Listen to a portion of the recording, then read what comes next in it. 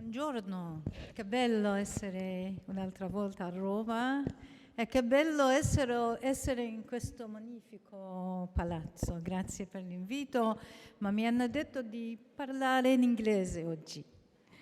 So I switch to English. So dear Minister, dear W7 members, from the start of my mandate, building a union of equality in which everyone is free from discrimination and can be who they are is a main priority. Despite the multiple unprecedented challenges faced by the European Union in recent years, the Commission's response has consistently been to build a stronger and more resilient union where everyone enjoys equal opportunities and where everyone can flourish, and as Lella said, where nobody is left behind. Indeed, we have made significant progress in this respect by adopting 5 key strategies to create the conditions for everyone to live, thrive, and lead regardless of their background or unique identity. These are the Gender Equality Strategy, the Anti-Racism Action Plan, the Roma Strategic Framework for Equality, Inclusion and Participation, the LGBTIQ Equality Strategy, and the Strategy for the Rights of Persons with Disabilities. Each one combines targeted measures and mainstreaming equality in other policy areas. Crucially, they take an intersectional approach, as we have heard many of you say this morning, to ensure, again, that no one is left behind. All our strategies are in line with the long-term goals of the European Pillar of Social Rights. In April, under the Belgian presidency, in the La Hulpe Declaration on the Future of Social Europe, we recommitted to the foundations of the pillar: equal opportunities for all, fair working conditions, social protection, and inclusion. Because these are the values that will enable us to prepare for future challenges and protect all EU citizens from the impact on their daily lives.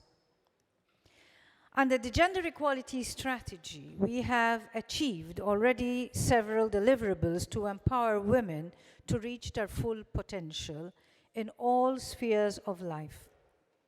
In particular, it draws lessons from the pandemic crisis, which hit women especially hard.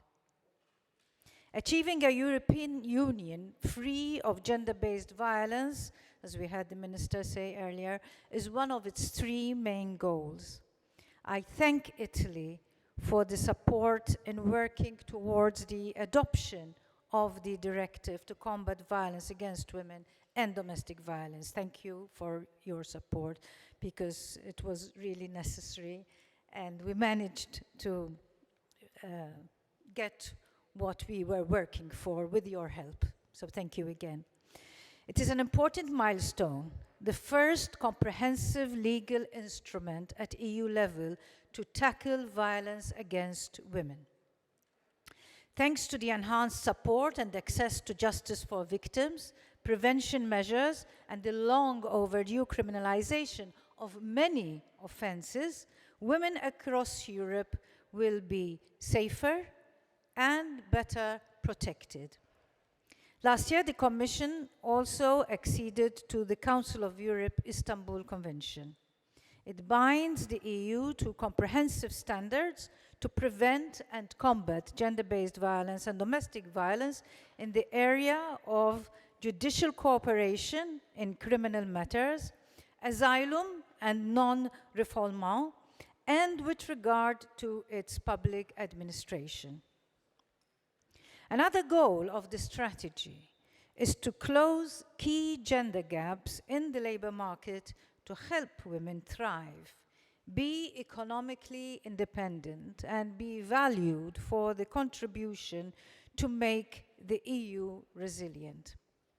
Women's full and equal participation in the labor market is essential for unlocking the benefits of the twin green and digital transition.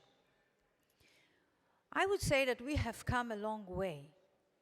The Commission has adopted the European Care Strategy, the Directive on Binding Pay Transparency Measures, and 10 years after it was first proposed, the Directive on Gender Balance on Company Boards.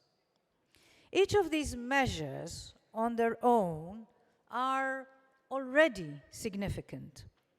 Taken together, they hold huge transformative potential for improving women's lives and participation in the economy, giving women tools and putting structures in place to combine formal work responsibilities and family choices without compromising either. They also contribute to several key principles of the European Pillar of Social Rights. 78% of employment rate for women and men, halve the gender employment gap by 2030, equal treatment between women and men, equal opportunities, secure and adaptable employment, wages, work-life balance, childcare, and support to children. The care strategy called on member states to improve the quality, accessibility, and affordability of their care services for both children and people in need of long-term care. Better care services are essential for women and men to engage and stay on the formal labor market and will benefit professional carers who are mostly women and enable women with unpaid care responsibilities to take on paid work. Binding pay transparency measures will help make the principle of equal pay for equal work, which is enshrined in EU treaties, a reality. They tackle a root cause of the gender pay gap and will empower workers in detecting and proving possible discrimination based on sex. The Directive on Gender Balance on Corporate Boards seeks to ensure more transparency in the selection of board directors. It introduces targets for the underrepresented sex that will allow many qualified women to finally get to the top jobs. And this last point touches on women's leadership and equal participation, the final strand of our gender equality strategy. Just 6 member states have gender-balanced parliaments, and women make up less than 25% of members of parliament in 7 member states. Of course, this is not good enough. Equal participation can be seen as both a means and an end. It is something we strive for because it is the only fair and just option. At the same time, women's leadership and active participation in all spheres of society is crucial to continue tackling the challenges ahead, from the gendered impact of the climate crisis, as we heard, to gender biases in AI. We cannot take for granted the hard-won gains for women's rights. The new Commission coming into office next year will need to take forward a renewed EU commitment, not only to gender equality, but equality for all. In this context, it is important to continue building a union of equality with an equality commissioner and an equality task force, and with the support of civil society and groups like W7 to hold us to account. EU citizens and people around the world will also have their role to play and make a choice about the future direction of our societies. Let us use this summit not just to discuss challenges, but to forge a unified path forward and turn crises into opportunities by harnessing financial innovation such as gender budgeting, fostering sustainable practices, and upholding the principles of equality, justice, and peace. We can build a more secure and equitable world for all. So I thank the advocates of W7 for the crucial work that you do, and thank you again, Minister, for this invitation. Thank you. Thank you so much.